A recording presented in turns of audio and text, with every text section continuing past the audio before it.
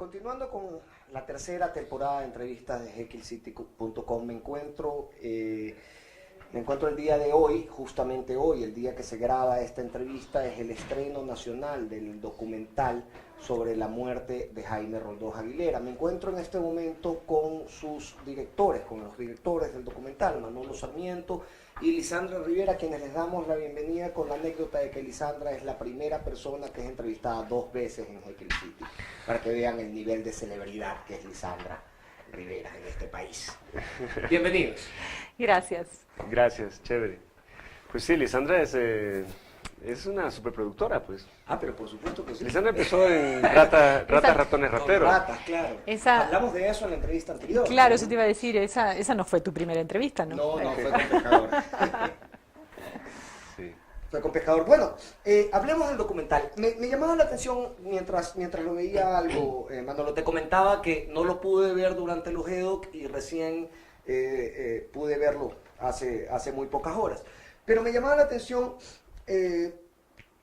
básicamente, ¿cuál fue tu motivo para dentro de toda todos los sucesos, toda la convulsión y los sucesos graves que han ocurrido dentro de la política nacional en los últimos 30 años desde la vuelta a la democracia, tú te concentrabas específicamente en ese punto de la historia? Es decir, hay sucesos que tampoco han sido cubiertos por la memoria histórica a lo largo de estos 30 años, sin embargo, a ti te llamó la atención específicamente ese.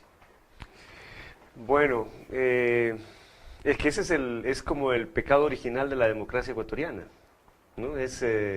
Empezamos la democracia y 1 año y medio después la fregamos, ¿no? Digamos, se muere el presidente y no se investiga adecuadamente qué pasó con eso.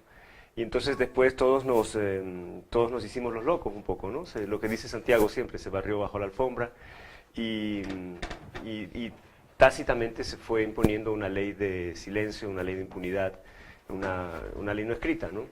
Entonces me parecía que, tal vez, yo pienso que eso fue lo que nos llevó hacia allá. También el tema de que fue traumático, ¿no? Cuando hacíamos los primeros pitch, las primeras exposiciones del proyecto para levantar fondos hace varios años, decía, un poco el discurso era, este país está de tumbo en tumbo ya más de una década, ¿no? Esto era el año 2005, 2006. Y bueno, ¿qué pasó? ¿Por qué llegamos a esto, no? Y de alguna manera decíamos, simbólicamente, lo único que mi mente puede, o mi feeling es, simbólicamente, el día que este desastre empezó fue cuando murió Jaime Roldós. Porque hasta ese día la democracia fue una historia feliz. Es decir, vamos, obviamente en la película se ve que no fue tan feliz, pero había esperanza, había la ilusión del cambio, claro. Y de pronto todo terminó. Y es a partir de ahí, bueno, que obviamente empieza ahí la crisis económica también. Es decir, no es que la muerte de Roldós fue la causa, pero simboliza, yo pienso, esa caída, ¿no? Ese fracaso. El documental habla menciona los procesos de establecimiento de esa verdad oficial.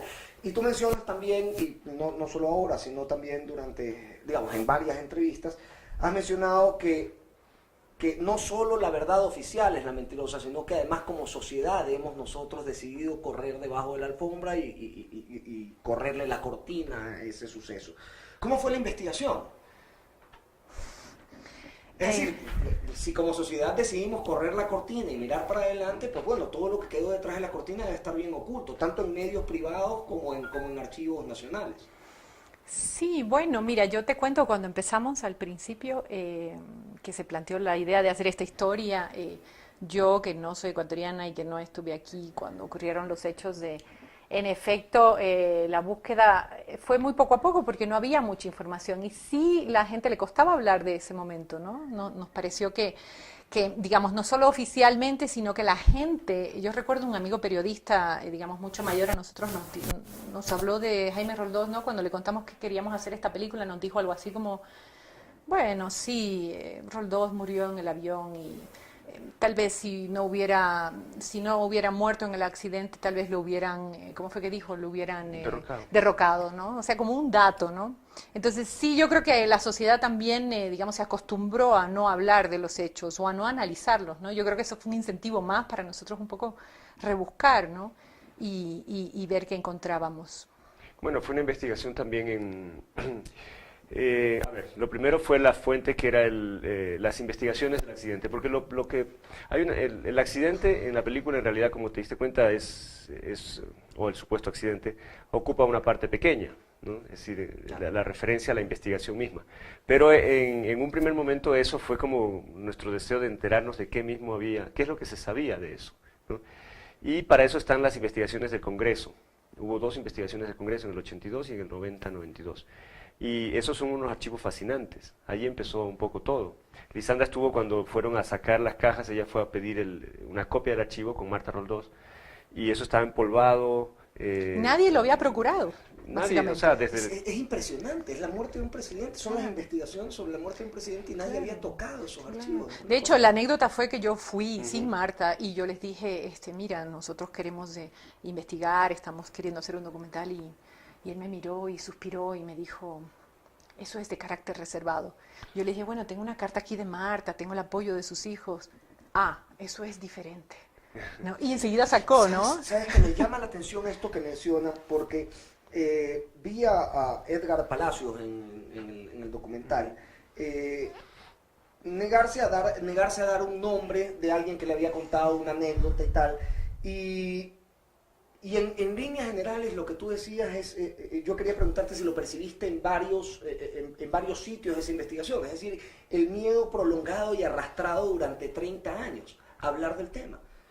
Es decir, yo digo, si es que el día, perdóname, sí, Sandra, no. si es que el día de hoy existe gente que está aterrorizada de abrir la boca sobre el asesinato o el supuesto asesinato de Jaime Roldós, ¿cómo habrá sido hace 30 años? Sí, por supuesto, sí, o sea, yo estoy de acuerdo contigo, o sea, sí sentimos, yo no sé si es que, o sea, decirte que la gente no se atrevía, porque, digamos, la gente colaboró con nosotros cuando los entrevistamos ampliamente, pero sí, si no se ha hablado por tantos años, supongo que sí, sí. ¿Tú sentiste eso, Manolo? Yo sentía un poquito de recelo de la gente a pronunciarse. Por ejemplo, hay un tema que en la película se topa, pero que podría ser mucho más profundo, si quieres, que es toda la ayuda que el gobierno de Roldós dio a los demócratas del continente, ¿no? Es decir, Roldós ayudó a los bolivianos, al exilio boliviano, al exilio chileno, al exilio argentino, salvadoreños. Y les preguntamos a algunos que nos entren en detalles, ¿no? ¿Qué hacían? ¿Qué era esa ayuda? ¿No? Porque no era una declaración. ¿Cómo les ayudaban? ¿No? ¿Cuál era esa ayuda? Porque tampoco podía ser tan oficial y notoria. Exacto. Entonces muchos nos decían, bueno, un amigo de Jaime Roldós me dijo, tendríamos que desclasificar información y no creo que es momento, ¿no? O sea, él todavía tenía miedo de admitir las cosas que hicieron para ayudar en una causa legítima a los salvadoreños, a los nicaragüenses, a todos esos exilios, que es esa ayuda, obviamente, la que generó el reconocimiento que tienen de él en el extranjero. Es decir, Roldós se la jugó, ¿no es cierto? No era que, no, eso no intervención. Estoy seguro que hubo ayudas que no conozco, ¿no? Me imagino en recursos, sobre todo, que él se habrá arriesgado a dar, ¿no? La película deja latente una duda precisamente en materia de política internacional y es esta coalición del cono sur que durante el gobierno de Carter, digamos, se extrae de la película, que de alguna manera cumplió el rol que venían cumpliendo los gobiernos republicanos en Estados Unidos respecto de los países de Latinoamérica. Y hablábamos del plan, se hablaba del plan Cóndor, se habla del plan Viola. Y aquí hay si no una crítica o una consulta que quiero hacerte. Claro. Tú mencionas en la película, Manolo, que cuando Roldós asume el mando, ya Ecuador era parte del plan Cóndor. Y luego mencionas que durante el gobierno de Carter, la CIA estaba terminantemente prohibida de ejecutar ese tipo de acciones en América Latina. Sin embargo, no mencionas la actitud de Roldós respecto del plan Cóndor cuando él ingresó a la presidencia. Bueno, ahí tenemos que presumir. Yo presumí que el presidente Roldós no estaba enterado. O sea, esos son acuerdos secretos entre las Fuerzas Armadas. Y lo que nosotros suponemos es que que él no sabía, y lo que sabemos es que el plan Viola, que es un poco el otro plan que continúa estas operaciones cubiertas y criminales de colaboración entre las Fuerzas Armadas, continuaron, ¿no? respecto al plan Viola, hay varias evidencias de que los militares ecuatorianos, una parte de ellos, suscribían plenamente a ese plan, ¿no? No está en la entrevista, en la película, en la entrevista que le hicimos a Julio César Trujillo, donde él decía, yo recuerdo que vino al Congreso, un general, le pedimos explicaciones sobre un incidente que hubo con el M-19, y él nos dijo, eso ustedes no tienen nada que decir, esos son acuerdos nuestros, se llaman el Plan Viola, que nosotros tenemos con los ejércitos de Argentina para luchar con el comunismo, contra el comunismo, ¿no? Y en eso ustedes no les vamos a dar esa información, ¿no? Él recordaba con terror, dice, todavía tiemblo de recordar ese momento. Y es increíble lo potentes que eran las milicias en estas jóvenes democracias latinoamericanas, al punto de poder decirle al poder civil, en eso no te metas, en compadre. eso no te metes. Claro. Eso no es lo tuyo. Claro, hay una toma en el documental, creo que es una foto fija en donde de la época de Roldós, en donde se establece, a la derecha están los militares en Carondelet, ¿no? Y a la izquierda están los civiles, no sé si recuerdas, una fotografía, Sí. ¿no? Yo creo que eso, digamos, resume un poco lo que tú estás diciendo. Yo creo que eso estaba ahí, claro, por supuesto. Bueno, por eso es que uno de los temas que subyacen en la película es se estaba definiendo qué tipo de democracia íbamos a tener, ¿sí? Ese era el gran tema, el issue, para decirlo con esa palabra, ¿no? Del momento. ¿Qué tipo de democracia vamos a tener? ¿Una democracia que le pida cuentas a los militares por lo que han hecho? ¿O una democracia que pacte y lo que haga es el mismo régimen totalitario y neoliberal disfrazado de elecciones periódicas, ¿no? Entonces, esas democracias tuteladas en donde los militares no fueron juzgados es el que se impuso, ¿no? ¿Dónde empieza para ustedes como directores y como investigadores, como recuperadores de este evento de memoria histórica? ¿Dónde empieza a morir la posibilidad de una investigación seria? ¿Es con el nombramiento del ministro de Defensa de Hurtado? Es muy probable que sí, claro. O sea, bueno, comienza al día siguiente. Me agarro de lo que acaba de decir Manolo, es decir, tú tienes una disyuntiva, ¿no? Por un lado, lo que al menos nos queda de idea de lo que quería hacer Roldós, que era enfrentar a las milicias, a los rezagos de la dictadura militar en el país y ampliarlo a América Latina. Y por otro lado, decir, bueno, cerremos la cortina y démonos la mano, mantengo el poder civil y mantengo contentos a los militares. Y yo creo que un momento medular de esa decisión política, de esa definición de hacia dónde íbamos a caminar como democracia es precisamente eso. En el momento en que toman a Sorrosa, un militar que estaba por ser dado de baja, y lo nombran ministro de Defensa, ¿no? Sin duda, para mí sin duda. En esos 7 días se jugó todo, yo creo, claro. Porque, bueno, la película lo dice, 8 días después de la muerte, el 3 de junio, ya tenemos la versión oficial. Esa es la versión definitiva. ¿Y cómo se hizo ese informe, ¿no? Ellos viajan, eso no está en detalle en el documental, sería muy largo contarlo. Pero es algo así como que muere el presidente, lunes dicen, bueno, hay que hacer algo, hay que formar una comisión, la forman, martes se consolida la comisión, viajan el miércoles al lugar del accidente, están allí unas horas, un día tal vez, y al día siguiente ya regresan, se reúnen en la base militar y redactan el texto. Entonces, eso no puede... Pero es que claro, ¿qué sustento técnico tiene? Lisandra, a mí me llamó mucho la atención que en 30 años nadie hubiera estado en capacidad de revisar por qué se descarta un atentado. Pero es que es como la contestación que te da el tendero, la que te da cualquier vecina no entendida, digamos, en aspectos técnicos. Es no hay atentado porque ¿quién va a hacer atentado si se podía morir haciendo el atentado? Bueno, se expone, como se dice el documental, se expone a un riesgo de muerte. A un riesgo, claro. Entonces, Sí, bueno. ¿Qué pasaba cuando tú leías este sinsentido en un informe oficial de la muerte de un presidente de la República? Claro, justamente eso, es un sinsentido, ¿no? Para nosotros fue muy sorprendente, de hecho, Esa parte fue increíble. Ese dato, ¿no? Es de locos. Claro.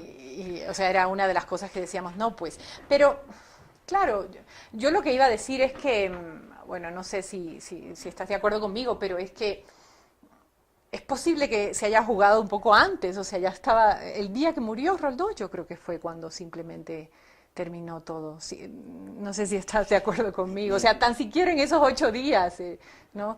Es un tema muy grave a mi modo de ver. Me llama mucho la atención lo que mencionas en la película, cuando Roldós se despide en el estadio Atahualpa de su, de su, ¿dónde digo? La comitiva. De su comitiva, ¿no? Deja boteando la pregunta de si alguien sabía que estaba caminando a la muerte. Claro, esa es la pregunta, porque es que eso es lo que hay que admitir, que sí. Y yo veo que se despide del alto mando militar, que luego ha sido muy cuestionado por esto, y que además bajo su mando desaparecen documentos. Es decir, es una pregunta que yo creo que deberíamos hacernos todos los ecuatorianos, ¿eh? Por supuesto. Y Mira, otra cosa que iba a decir es que, claro, cómo la gente recuerda la pifiada, más que, digamos, ¿no? Que el aplauso posterior, el aplauso ojo, posterior, claro. claro, Por supuesto. que es aún más sonoro que la... Sí, te lo que digo que como pifiada. extranjera, que esa es la anécdota, cada vez que yo decía, estamos investigando, haciendo un documental de Jaime Roldós, y la pifiada es, digamos, el tema central del recuerdo ecuatoriano, ¿no? Y todo presidente puede ser pifiado. Es decir, Hombre, yo creo que en cualquier país del mundo... Por supuesto, y en qué circunstancias y bajo qué contexto ha sido pifiado, ¿no? Es importante recordarlo completo, ¿no? Mira, sobre lo del informe, yo recuerdo, yo tuve la ocasión de hablar con los suizos que hicieron el informe de la turbina, ¿no?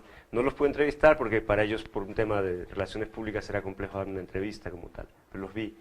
Y no solo eso, sino que les mandé el informe canadiense. El otro informe que hizo la Fuerza Aérea, yo lo pedí una copia, nos dieron el Ministerio de Defensa, lo metimos en un sobre y lo mandamos a Suiza.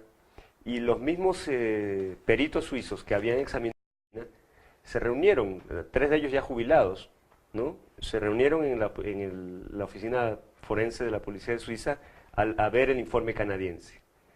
Y entonces yo les llamé varias veces, finalmente se reunieron y hablé con el jefe, el que firma el informe, el Jacob Meyer, ¿no? Que fue jefe de este departamento por años. Y él me dice, no tenemos motivo para modificar nuestra opinión original. Eso me dijo. Ese informe no tiene validez porque lo hizo el fabricante de la turbina. Lo cual es bastante, me lo dijo el suizo, ¿no? se cae Claro. Y luego, del peso de su sentido común, ¿no? Cuando hablé con ellos les digo, bueno, ¿ustedes creen que en 8 días se puede hacer un informe de un accidente de aviación? Entonces el suizo sonrió, ¿no? Y me dijo, no, en 8 días puedes tener una pequeña idea. En Ecuador tal vez sucedan esas cosas, pero acá en Suiza... Pero digo, ¿cuánto esas cosas tiempo tardaría no suceden? usted en tener un informe definitivo? Me dijo, ¿un informe definitivo? 1 año, 2 años, trabajando con un equipo completo. A mí no me extraña que se haya tomado 8 días, pero es que es de locos el informe.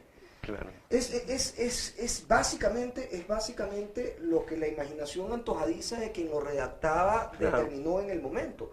O lo que el olfato de quien lo redactaba determinaba en el momento, pero realmente técnicamente no, bien dicen los suizos, no aporta mayor... No, pues ese informe, mira, y luego es interesantísimo, yo quisiera en algún momento, le digo a Lisandra, subir a la web todo el informe, toda la investigación parlamentaria, porque el informe fue cuestionado en el Parlamento, ¿no? Por eso es que sabemos esto, por suerte, o sea, esa investigación sí sirvió de algo, la del Parlamento, porque allí fue León Roldós, fue Abdalá Bucaram, fueron todos a impugnar ese informe, y son unas sesiones espectaculares, ¿no? En donde queda claro, que lo hacen pedazos, ¿no?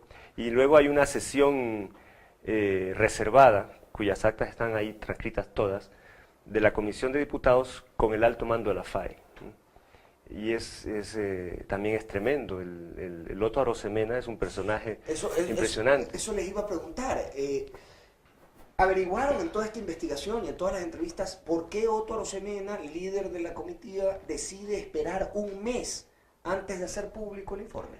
De los suizos, ¿no? Claro, esa es la decisión más polémica que yo creo que él tomó.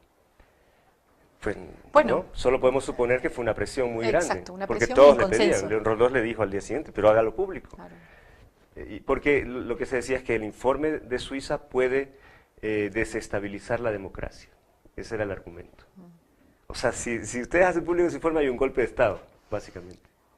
Entonces, dennos chance 1 mes, es lo que yo supongo, para irnos a Canadá, hacer otro informe, regresar, y entonces tenemos dos informes. Es el tutelaje militar que está ahí implantado. Fue ¿no? una operación Fuerte, de propaganda claro. bestial, claro. Entonces, cadena nacional, el segundo informe. Vi la cadena nacional con animaciones Claro. de avanzada para la época. La avionetita y todo. Se mueve así. Terrible, terrible. No, eso terrible. es vergonzoso. Absolutamente Sí. vergonzoso. Y que presenten ante la nación un informe hecho en 8 días y luego a los fabricantes de la turbina defendiendo su producto, me parece que es una burla a la identidad y a la memoria nacional. Lo increíble es que se discutió en la prensa, ¿no? Es decir, Sí, en la fue prensa de materia la de- época se hablaba, hay un informe suizo, hay un informe tal, no coinciden, o sea, era un tema que se hablaba. El Universo publicó el informe suizo íntegro, todo, el texto completo, traducido, con los gráficos y todo, en 2 páginas. Y lo más increíble es que eso, digamos, a lo largo de los años ¿Se olvidó? se olvidó. ¿Sintieron ustedes que alguien quería impedir que haga la película? En algún momento ustedes dijeron, ¿sabes qué? Aquí hay gente a la que no le interesa y está dispuesta a hacer todo porque esto no se escarbe. No, la verdad No. nunca pasó eso, felizmente, felizmente no. Al inicio nosotros tuvimos una paranoia algunos días, pero luego pasó. Hombre, hay entrevistas que te llenan de temor, ¿no? Yo entrevisté a Jaime Galarza, que es un personaje muy interesante y que tiene muchísima información. Es autor de un libro. Él es el autor sobre de, la muerte de quienes Roldós. mataron a Roldós. ¿Quiénes mataron a ¿no? Roldós? Entonces, claro, bueno, él te lanza sus hipótesis totalmente convencido, pero muchas de ellas tienen mucho sentido. Y él tiene información de la cual no tiene evidencia, ¿no? Conversaciones que tuvo y tal. Pero tú terminas pensando en que esto pudo ser muy grave si es que él llega a tener la razón en todo. Como aquella revelación de Teresa Minuche, que dice que Roldós la llama por teléfono y le dice, ven, que me he dado cuenta que estoy rodeado, ven al Palacio urgente, que me he dado cuenta que estoy rodeado de ladrones y traidores.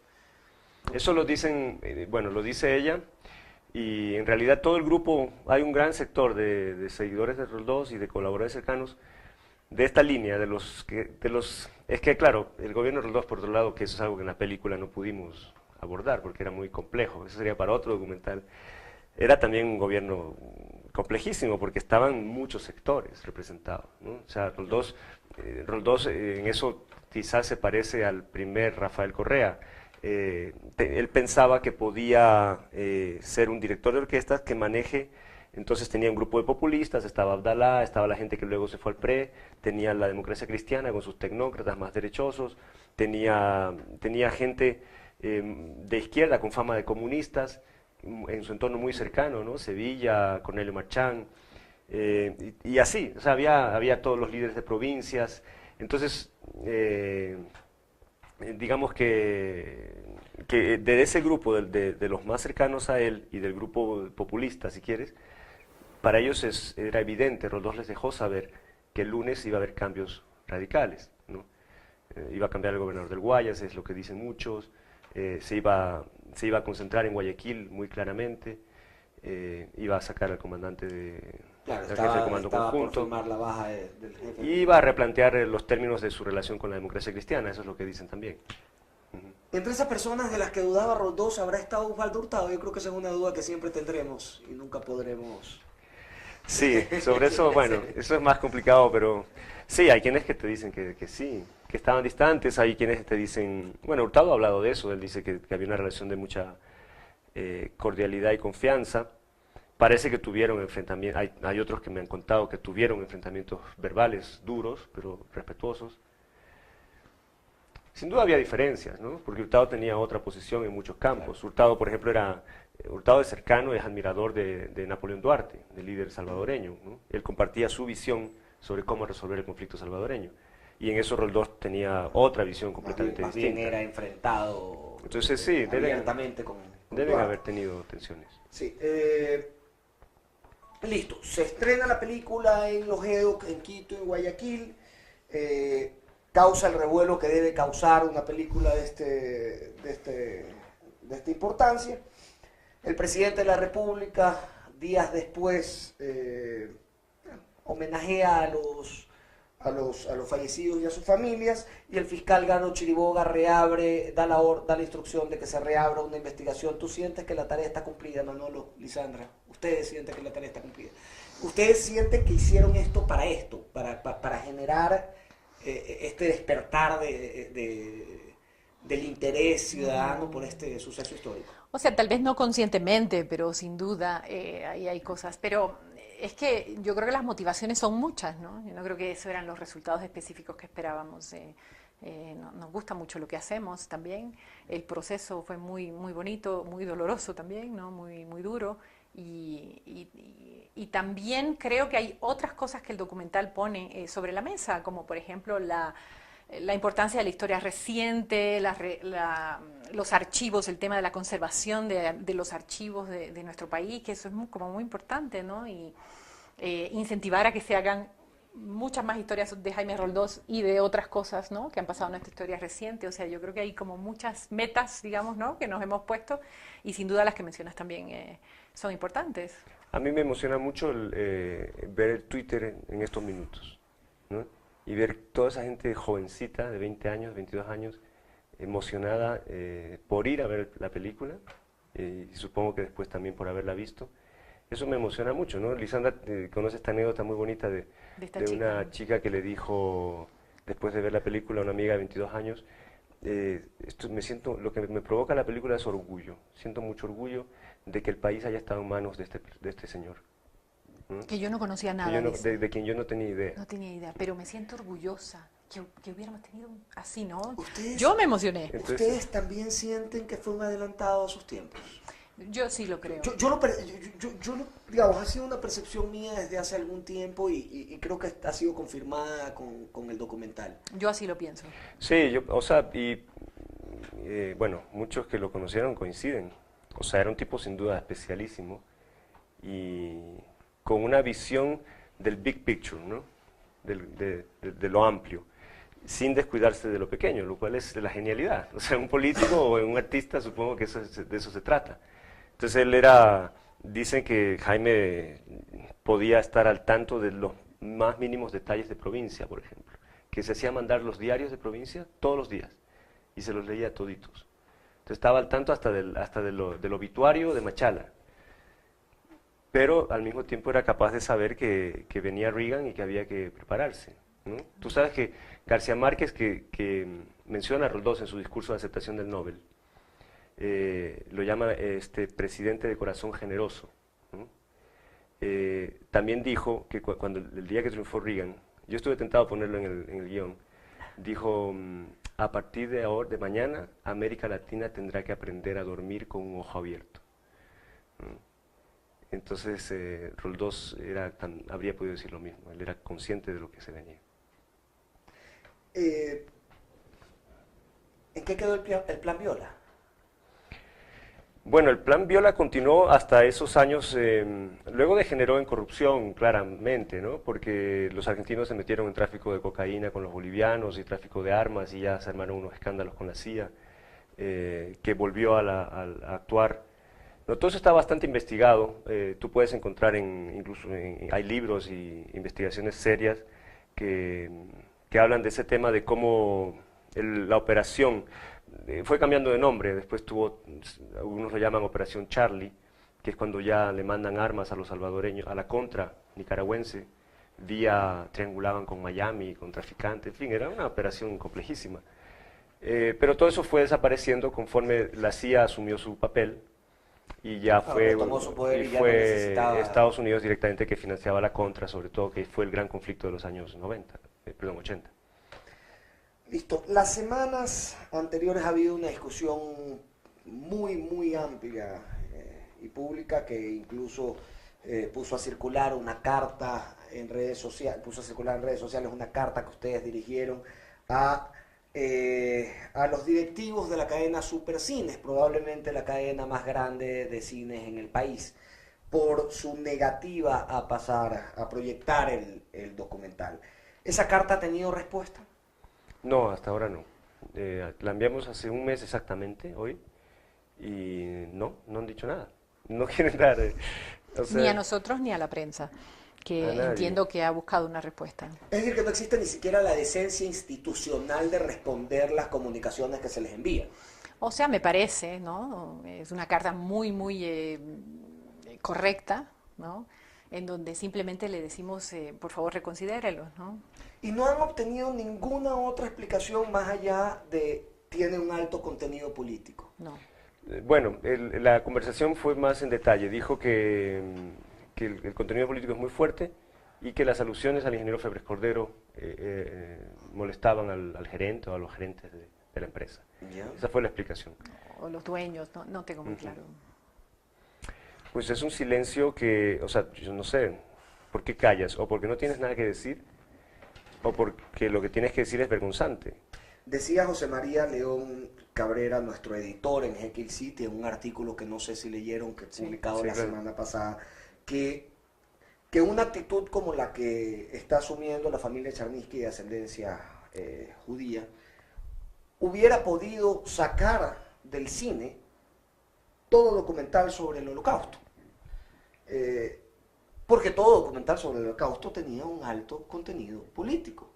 Entonces, sí, como decía Rodó, ¿no? Hay que tener un poco de sindéresis en este país.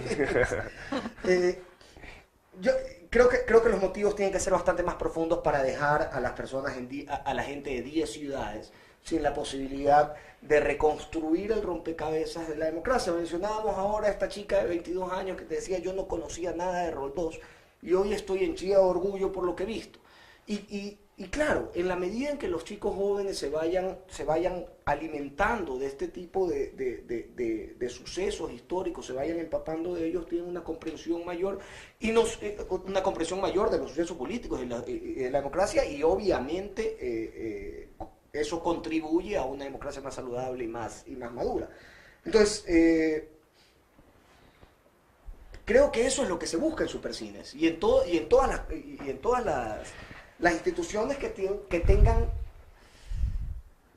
este poder de censura. Claro, pues, Es censura, es privar a la gente que se conozca un pedazo de memoria histórica. es una actitud precapitalista, ¿no? También. Santiago Rodós lo decía Sí. ayer, es una actitud feudal. Porque para un capitalista, una película es una mercancía. De acuerdo. Si esta mercancía tiene demanda, tú la vendes. Y de eso se trata. Por eso el capitalismo más desarrollado generó también la libertad de expresión. Es como que va de la mano, porque la expresión finalmente también es mercancía. Y en un mercado libre donde no haya monopolios, tú puedes intercambiar ideas y mercancías que porten ideas libremente. Entonces esto es una actitud totalmente demencial. Yo citaba ayer el ejemplo del Perú. Ayer empezó a exhibirse en 22 salas de cine en Perú, en 3 cadenas, en todas las cadenas peruanas, 22 salas de Lima, un documental peruano sobre la música peruana, que es un documental también con contenido político, porque es un homenaje al pueblo peruano, a sus luchas, a sus padecimientos a través de la música. Y Corcuera, el director, Javier Corcuera, me contó que se la presentó a las tres principales cadenas y las 3 la negaron. Le dijeron, no, en palabras de Javier, la cholearon, ¿no? Esta música, no. Y dijo, bueno, ni modo, no lo puedo pasar. Todo un esfuerzo de 4 años de trabajo, ¿no? Una peli bellísima además. Y entonces fue donde le dijeron, mira, ¿por qué no hablas con el gerente de la Fox? Es un gerente joven, moderno, un yuppie, pero abierto. Se la mostraron y este tipo dice, pero esta película es increíble, esto hay que ver, ¿no? Además va a tener miles de espectadores. Y entonces, a las 3 cadenas que no la querían pasar, la están pasando ahora. ¿Pero por qué? Porque la Fox les dijo, entra en mi paquete. Entonces, aquello de que no puedes obligar, ¿no? Es relativo, porque el capital obliga, ¿no? Cuando la Fox te dice, me tienes que pasar esta película, tú la tienes que pasar, no puedes decirle que no. Claro, el tema es que nosotros no estamos con la Fox. Y entonces... Y más bien el capital se concentra en el otro origen. Es decir, No tiene una visión, porque... ¿Cuántos puntos Sí. de proyección perdemos por la actitud de Supercines? Son 10 ciudades que perdemos. O sea, estamos Bueno, en tú 4 sabes el ciudades. porcentaje, por ejemplo, de Pescador. Sí, estamos en 4 ciudades y Supercines tiene sala en 19 ciudades. Entonces, bueno, tienen Guayaquil y tienen Quito, ¿no? Más o menos por ahí. Y luego sí hicimos un cálculo de 3 películas nacionales que estuvieron en Supercines y más o menos representa un 30% de la taquilla de una película nacional, o la posibilidad de 30% de taquillas de una película nacional, de la recaudación o de la cantidad de personas que la ven, ¿no? O Ese sea, es en un el poco caso de Pescador, Sin Otoño y Sin- mejor no hablar y de Mejor ciertas no hablar, cosas. ellos representan más o menos el 30%, El de la 30%, o sea, recaudación. Supercines, ¿no?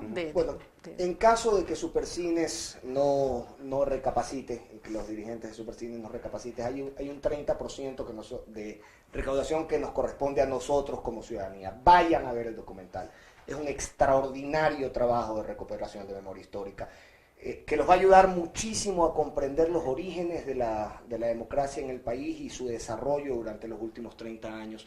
Les quiero agradecer infinitamente por estar nuevamente en Jekyll City y por estar por primera vez, Manuel. Esperemos que sean muchas más. Gracias. a ti. Muchas gracias por el espacio Excelente. y Los gracias. felicito por el espacio.